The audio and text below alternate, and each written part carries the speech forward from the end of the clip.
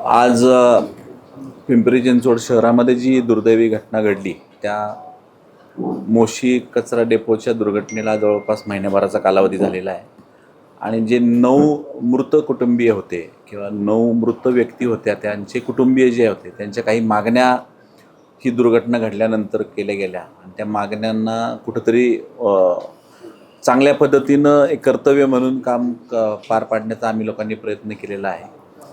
आमदार आदरणीय महेशदादा लांडगे, आयुक्त विजयजी सूर्यवंशी, त्यांची आरोग्याची टीम, आमचे नगरसेवक सारिकाताई गायकवाड, निखिलजी बोराडे, सचिनजी तापकीर, आमच्या सुजाताताई बोराटे, या सर्वच राजकीय मंडळींनी त्यामध्ये पुढाकार घेतला आणि या मागण्या म्हणण्यापेक्षा ती गरज होती, ती गरज पूर्णत्वाकडे नेण्याचा प्रयत्न केलेला आहे. त्यामध्ये 40 लाख रुपये अँटोनी लारा कंपनीच्या प्रशासनाच्या वतीनं विथ इन्शुरन्स त्यांना देण्याचं कन्फर्म केलं. 10 लाख रुपये महानगरपालिकेच्या वतीनं, 5 लाख रुपये महाराष्ट्र शासनाच्या वतीनं, असे 55 लाख रुपये या त्या प्रत्येकी कुटुंबाला मिळणार आहेत. प्रत्येक कुटुंबाला एक नोकरी अँटोनी लारा कंपनीमध्ये मिळेल.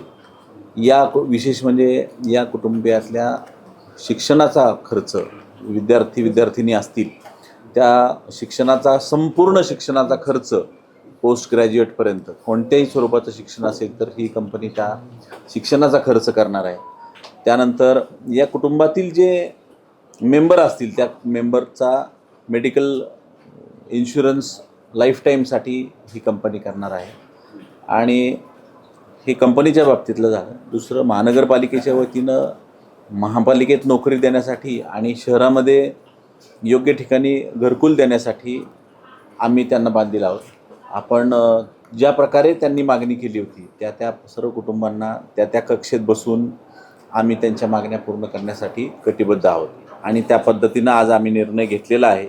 आणि दुर्घटनेत दुर्दैवीपणानं दगावलेल्या राहुल गायकवाड, सनी माने, नागेश गायकवाड, अक्षय सावंत, सुनील कोरके, महेश कुंभार, रणजित पाटील, वामन कसबे आणि भावेश वाणी या 9च्या 9 दगावलेल्या व्यक्तींच्या कुटुंबियांना काही अंशीचं समाधान देण्यासाठी आम्ही प्रयत्न करून त्यांना या गोष्टी एक कर्तव्य म्हणून देण्यासाठी आज आम्ही निर्णय घेतलेला आहे. आणि त्यापैकी 10-10 लाख रुपये तर कंपनीने मागेच त्यांच्या अकाउंटला ट्रान्स्फर केले. महानगरपालिकेचे 10-10 लाख रुपयेसुद्धा त्यांच्या अकाउंटला ट्रान्स्फर झालेले आहेत. त्यापैकी काही फक्त 2 लोकांची नाही झालेले, कारण की त्यांची कागदपत्रांची पूर्ण नव्हते, त्यामुळं त्यांचे राहिले. परंतु या कुटुंबियांच्या बरोबर महानगरपालिका प्रशासन, आम्ही लोक हे कायम सदैव त्यांच्याबरोबर आहोत. त्यांना ज्या काही अडचणी किंवा सहकार्य पाहिजे असेल तर आम्ही त्यांना योग्य पद्धतीनं खर्च करण्यासाठी किंवा योग्य पद्धतीनं सहकार्य करण्यासाठी, योग्य पद्धतीनं प्रशासनाचा उपयोग करून, शासनाला विनंती करून ज्या मागण्या आहेत त्या पूर्ण करण्यासाठी आम्ही कटिबद्ध आहोत. जखमींना ऑलरेडी मागे कंपनीच्या वतीने काही सहकार्य झालेलं आहे. काही खाजगी हॉस्पिटलमध्ये काही जे पेशंट होते जखमींपैकी, तर त्यांना म्हणजे एकही खूप सिरियस असलेला असा एकच पायाला जास्त दुखापत असलेला पेशंट आहे. परंतु त्या लोकांनासुद्धा कंपनीच्या वतीने आणि महानगरपालिकेच्या वतीने योग्य ते सहकार्य चालू आहे. एकंदरीत पाहिलं तर राज्य सरकारची जी मदत होती 5 लाख रुपये, त्याच्याबाबत नातेवाईकांना संबंधित नातेवाईकांना कसल्याही प्रकारचा माहिती मिळत नाही. त्यांच्यावर जो राज्य सरकारचा जो दुवा आहे तो त्यांना मिळत नाही, तर ते प्रोसेस कशी करायची तीच माहीत नाही. त्याबाबत आपली महापालिका त्यांना काय मदत करणार राज्य माहिती ते आमचंच काम आहे. आम्ही त्यांना सर्व सहकार्य करून ती मदत त्यांच्यापर्यंत पोहोचेल अशी व्यवस्था करू. त्याच्यात त्यांनी तहसीलदारांनी राज्य शासनाचा प्रस्ताव पाठवलेला आहे 8 लोकांचा. एक व्यक्तीचं फक्त हे कमी होतं पेपरची पुरतं, तर त्यांचं पण ते पाठवणार आहेत. आणि त्यांना जे काही सहकार्य लागतील आमचे सगळे पदाधिकारी जे आहेत त्यांच्या याबरोबर आम्ही आहोतच कुटुंबियांबरोबर. त्यांना जे काही माहिती लागेल त्या ठिकाणी आम्ही ते निश्चित त्या ठिकाणी मदत करू. महापालिकेची ही घटना झालेली आहे. आता कंपनी म्हणते की त्यांचं शिक्षण वगैरे करणार आहे, तर हे लॉंग टर्म म्हणजे 8 वर्षाला होऊ शकतं, 10 वर्षाला होऊ शकतं. पण महापालिका याच्यावर कसं मॉनिटरिंग करणार आहे? कंपनी खरंच त्यांचं शिक्षण कंपनीच महापालिकेच्या मॉनिटरिंग खाली आहे ना. त्यामुळे ती कंपनी आपल्या अंडर आहेच ना, त्यामुळे तो काही विषय येणार नाही. त्यांचा योग्य ते रिपोर्ट, योग्य ते प्रशासनाकडनं प्रत्येक कामाची दखल जशी घेतली जाते तशी या कामाची सुद्धा दखल घेणं आपलं कामच आहे. ते जोपर्यंत कंपनी या ठिकाणी आहे तोपर्यंत ती दखल आमच्याकडनं घेतली. कंपनीकडून आपण एक इंडिव्हिज्युअल अग्रीमेंट करणार आहे या संदर्भात प्रत्येक फॅमिली बरोबर. तर जे काही आपण आज इथे ठरवलं आहे त्या अग्रीमेंटमध्ये सगळं राहील आणि ते साईन होणार त्यांच्याबरोबर. अग्रीमेंट असणार आहे. म्हणजे आता एका हे म्हणजे मी सांगण्यापेक्षा अतिशय चांगलं कंपनीच्या अधिकाऱ्यांनीच त्याचं उत्तर तुम्हाला दिलंय की हा घ्या ना. तुमचं सगळं हे होऊ द्या हा, त्यांच्याशी बोला. आम्ही कंपनीने कुठल्या पद्धतीने, नुसतं बाउंडेड हा शाब्दिक बाउंडेड नाही आहे, हे तुम्हाला त्या कुटुंबियांबरोबर कंपनी आणि ते म्युच्युअल अंडरस्टँडिंग MOU होईल आणि त्या MOUला कंपनी पण बांधील राहणार आहे आणि त्याच्यावर मॉनिटरिंग करायला महानगरपालिका प्रशासन सुद्धा आहे. त्यामुळे मी तुम्हाला खात्रीनं सांगतो त्यामध्ये कुठल्याही प्रकारची कमतरता भविष्यात नसेल अशी व्यवस्था आम्ही ठेवू. तुमचे त्यांच्यापर्यंत गेले होते, त्यांची पूर्तता झाली का? कंपनी प्रशासन तुम्हाला सहकार्य करता येतात, काय समजत? आत्तापर्यंत तरी त्यांनी चांगला रिस्पॉन्स दिलेला आहे आणि ते आजच सकाळी त्यांनी 10 लाख रुपये पण पाठवलेले आहेत.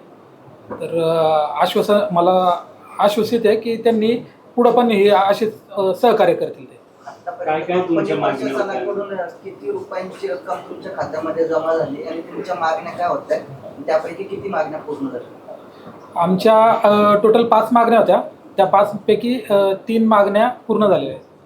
काय मागण्या काय होत्या? एक तर पालिकेमध्ये सरकारी नोकरी असावी, दुसरी पालिकेने एक घर द्यावं, तिसरी मागणी होती की 1 CR पर्यंत अमाऊंट द्यावी, चौथी मागणी होती शिक्षणाचा पूर्ण खर्च करावा आणि 5वी मागणी होती की जे मृत कुटुंबीय आहेत त्यांच्या बाकीच्या मेंबरला हेल्थ इन्शुरन्स असावा.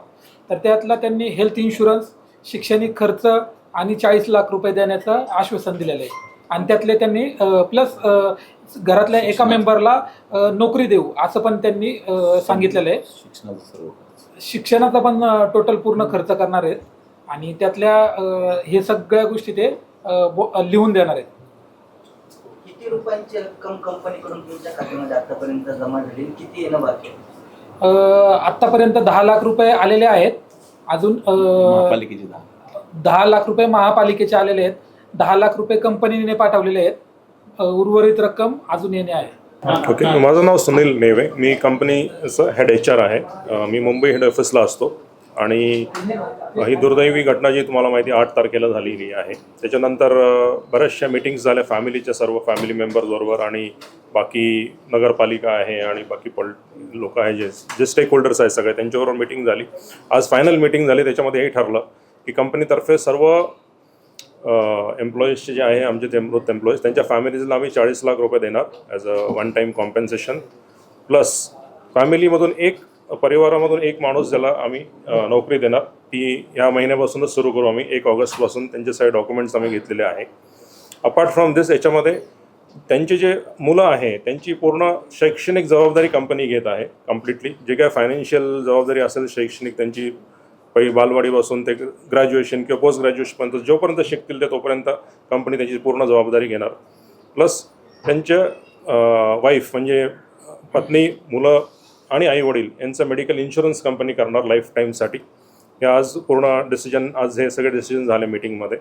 अपार्ट फ्रॉम दिस हे आम्ही पूर्ण एक 500 रुपयाच्या स्टॅम्प पेपरवरती ॲग्रीमेंट करणार. त्याच्यामध्ये फॅमिली मेंबर्स आणि आम्ही सिग्नेचर करून एक ॲग्रीमेंट करून त्यांना ती ॲग्रीमेंट देणार आज सर्वांना. त्यातले जे आतापर्यंत जे डिस्कशन झालं 40 लाखातून, त्यातून आम्ही 10 लाख रुपये ऑलरेडी ट्रान्सफर केलेले याच्या पहिले आणि आज या मीटिंगनंतर आज 10 लाख रुपये ट्रान्सफर करणार आहे. संध्याकाळपर्यंत होऊन जातील सर्वांच्या अकाउंटला. अशी 20 लाख रुपये ट्रान्सफर आज होऊन जातील. उरलेले जे आहे ते आम्ही पुढच्या 15 ते 20 दिवसात पूर्ण करू.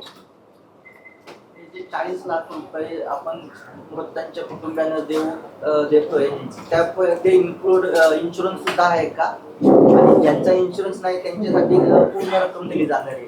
ओके, आता याच्यामध्ये 9 लोक जे आहे तुम्ही जर बघाल तर काही लोक जे होते कंपनीच्या रोलवरती होते. त्याच्यामुळे कंपनीच्या रोलवर असल्यामुळे कंपनीचे काही इन्शुरन्स होते त्यांच्यासाठी काढलेले, जे की सर्वांचेच करते कंपनी प्रत्येक एम्प्लॉईचा. तर त्याच्यामध्ये इन्शुरन्सचा भाग धरून तो 40 लाख रुपये रक्कम होणार. प्लस काही जे त्यातले 3 लोक होते जे कंपनीच्या रोलवर नव्हते, ते कॉन्ट्रॅक्टमध्ये होते, तर त्यांचा कंपनीने इन्शुरन्स नव्हता काढलेला. त्याच्यामुळे मग तो पूर्ण रक्कम जी 40 लाख ती कंपनी त्यांना देणार तरीसुद्धा. प्लस एक जो होता अक्षय सावंत, हा कंपनीमध्ये एक वरद टूर्स अँड ट्रॅव्हल्स ह्या कंपनीचा ड्रायव्हर होता. त्या कंपनीचे कॉन्ट्रॅक्ट होता आमचे, तो कार घेऊन आलेला होता. तो नेमका त्याच्यामध्ये त्याची पण डेथ झाली. तर तो त्याच्यामध्ये पण त्याचं काही कव्हरेज नव्हतं, आमच्या कंपनीमध्ये त्याचं काही कव्हरेज नव्हतं. त्याच्यामुळे त्यालासुद्धा आम्ही 40 लाख रुपये कंपनीकडून डायरेक्ट देणार. सो असं इन्शुरन्स असो की नसो, कंपनी 40 लाख रुपये देणार पूर्ण. कंपनीचं कॉन्ट्रॅक्ट 21 वर्षाचं, या 21 वर्षाच्या दरम्यान आपण जे मृतांचे कुटुंबीय आहेत त्यांच्यासोबत कशा प्रकारे समन्वय साधणार आहात भविष्यात ते, आणि त्यांना आपण कुठं नोकरी त्यांना देणार आपण आहात? कुठं नोकरी देणार आहात? ओके, आता हे सगळे जेवढे जे इन्सिडेंट झालं हे सगळे आमच्या फॅमिलीचे मेंबर आहे. जरी ते आमचे एम्प्लॉईज होते तरी ते आमचे फॅमिलीचे मेंबर होते सगळे. त्याच्यामुळे त्यांना डेफिनेटली आम्ही प्रायोरिटी जी आहे ती त्यांना सांगितलं आहे की मोशीचा जो आमचा प्लांट आहे तिथे त्यांना सगळ्यात पहिले प्राधान्य दिलं जाईल. पण समजा काही इच्छुक असेल दुसरे कुठे काम करायला, जसं PCMCमध्ये आमचं दुसरं काम चालतं तिथे, किंवा मुंबईमध्ये, किंवा अजून कुठेही दुसरीकडे आमचं ऑल इंडियामध्ये जे काम चालतं, जर त्यांना असं वाटत असेल की त्यांना इथे नाही करायचं किंवा दुसरीकडे कुठे करायचं, दुसऱ्या ऑफिसमध्ये किंवा आमच्या दुसऱ्या ब्रांचमध्ये, तर आम्ही त्यासाठी ओपन आहे. त्याचं तसं काही इश्यू नाही आहे. आम्हाला त्यांना सपोर्ट करायचा आहे आणि त्यांच्यात म्हणजे प्राधान्य इथे असणार आहे, कारण की बरेचसे लोक त्यांचे इथे राहतात सगळे, बरेचसे लोक. पण जरी बाहेर करायचं असेल तर कंपनी बाहेरही त्यांना द्यायला तयार आहे, म्हणजे आमच्या दुसऱ्या ब्रांचेसमध्ये तो ऑप्शन ओपन ठेवला आहे आम्ही. आणि तो त्यांचा काय म्हणतात त्याला फॅमिलीचा डिसिजन आहे, जो काय असेल तो. अशा घटना घडू नये म्हणून आता इथून पुढे काय काळजी घेणार आहात कंपनीकडून? कंपनी ॲक्च्युली सगळे सेफ्टी आणि सिक्युरिटीची सगळे काळजी घेते, त्याच्यात काही वाद नाही आहे. पण तुम्ही जर बघाल, हा एक टेक्निकल विषय आहे, त्याच्यामध्ये बरेचसे इन्व्हेस्टिगेशन चालू आहे. त्याच्यामुळे त्यावरती मला आता सध्या बोलणं काही बरोबर नाही आहे. पण तुम्ही मुख्य कारण जर बघाल तर 3 दिवस जो पाऊस पडला 5, 6, 7 तारखेला, याच्यामध्ये जो 20 वर्षाचा रेकॉर्ड होता या एरियामध्ये, 20 वर्षाचा रेकॉर्ड तोडला आणि 650 मिलीमीटर पाऊस पडला. डिपार्टमेंट जे काही एन्व्हायरमेंट डिपार्टमेंट त्यांच्यातर्फे जे पब्लिश झालं, 650 mm पाऊस पडला. तो जो माउंटन तिथे होता तो जवळपास 15 ते 20 वर्षापासून उभा होता. त्याच्यामध्ये ते पाणी पर्कोलेट झालं नाही, तो लँडस्लाईड झाला आणि तो लँडस्लाईड होऊन कंपनीच्या आतमध्ये आला पूर्ण तिकडून. म्हणजे 15 ते 20 लाख मेट्रिक टन जो माती असते किंवा जी जमलेला जो माउंट होता तो तिथून घसरून सगळा त्या कंपनीच्या बिल्डिंग येऊन पडला. सर, याला जोडून एक प्रश्न आहे. तुम्ही जे सांगताय एन्व्हायरमेंटनी जे रेकॉर्ड हे दिलंय पावसाचा, तर तो माउंट तिकडनं हलवण्यात का नाही आला? त्याचं पण एक टायमिंग आय थिंक तो माझ्या अखत्यारीत नाही आहे तो प्रश्न. कारण की तुम्ही जर बघाल तर टोटल एरिया जो आहे मोशीचा 80 एकरचा एरिया आहे टोटल. त्या 80 एकरमध्ये कंपनीला वेस्ट टू एनर्जीचं काम दिलेलं आहे, तो 29 एकरचा भाग आहे. ठीक आहे. आणि हा तुम्ही जो बोला टेक्निकल इश्यू आहे, हा आय थिंक तो मी परफेक्ट माणूस नाही त्यासाठी जबाब द्यायला. नोकरी देणार आहात, नातेवाईकांच्या शिक्षणाच्या अर्थेनुसार देणार आहात की लोक आधी? आता त्याच्यामध्ये आम्ही हे पण सांगितलं आहे की त्यांच्या शिक्षणाच्या हिशोबाने आम्ही त्यांना नोकरी देऊ. प्लस त्यांना जर काही असेल, आम्हाला ट्रेनिंग द्यायची असेल काही गोष्टी, समजा त्यांना नसेल कोणी, आता सध्या कोणाला इंडस्ट्रियल एवढं हे नाही, फॅमिलिटी नाही आहे, त्यांना आम्ही ट्रेनिंग देऊ, जी पाहिजे ती ट्रेनिंग देऊ, स्किल डेव्हलपमेंटची ट्रेनिंग देऊ त्यांना कंपनीमध्ये असताना, जेणेकरून त्यांना ते काम करता येईल. सर, कंपनीचे जे गुन्हे दाखल झाले त्याच्याबद्दल काय म्हणून? आय थिंक ते टेक्निकल इश्यूज आहे, लिगल इश्यूज आहे, ते legal वाल्यांना हा, विचारा. ते चालू. ते आजचा विषय यांचा वेगळा आहे. तो माझा विषय नाहीये सध्या. पण नाही, हे नाही त्याच्यामध्ये आता बोलणं डिपार्टमेंट बरोबर वेगळं नाही आहे. त्याच्यावरती, कारण की टेक्निकल आणि लिगल जे आहे त्याच्यावर बोललं आजचा जातं. विषय नोकरी देण्याचा आहे. प्रकल्प सध्या बंद आहे. प्रकल्प कधी कार्यान्वित होणार आहे? कारण कचऱ्याची ढीग शहरामध्ये ठिकठिकाणी दिसतात आहे. प्रकल्प काय आपण सुरू करतोय त्याबाबत काय पूर्ण जोरदार काम चालू आहे. कंपनीची टीम पूर्ण लागलेली आहे आणि होऊ शकतं की या महिन्याच्या एंडमध्ये चालू करू आपण. पण तुम्ही म्हटलं आता की एम्प्लॉय हे तुमचे परिवारातले सदस्य आहे, पण तिथं सुरक्षेच्या बाबतीत खूप मोठी चूक झालेली आहे. यापुढे चूक होणार नाही असं यासाठी आपण आय थिंक हा टेक्निकल विषय आहे. टेक्निकल जरी असेल तरी त्याच्यावरती तुम्ही परिवाराचा म्हणजे परिवारासाठी टेक्निकल विषय म्हणून त्यांचा जीव एवढा स्वस्त नाही. शेवटी म्हणजे बाहेरचा आहे एम्प्लॉय म्हणून तुम्ही तसं नाही बोलू शकत ना. म्हणजे तुमच्याकडे टेक्निकल जरी नसेल तर शेवटी तुमचीच कंपनी आहे ना. तुमच्याकडे हजारो जागतिक लेवलला तुमची कंपनी आहे, तर सुरक्षाचा प्रश्न तुमच्यासाठी काही आय थिंक जे आपले इंडस्ट्रियल सेफ्टी नॉर्म्स आहेत ते सगळे कंपनी पाळते आणि ते सगळे पाळलेले. कंपनीचं ऑडिट कधी झालं होतं सेफ्टी बाबत यापूर्वी? आणि काही दिवसांपूर्वी तिथे एक चिमणी ढासळल्याची सुद्धा माहिती समोर आली, त्याकडे दुर्लक्ष केलं गेलं होतं. आय थिंक हा टेक्निकल विषय आहे. माझी जी टेक्निकल टीम आहे ती बोलेल याच्यावर जास्त.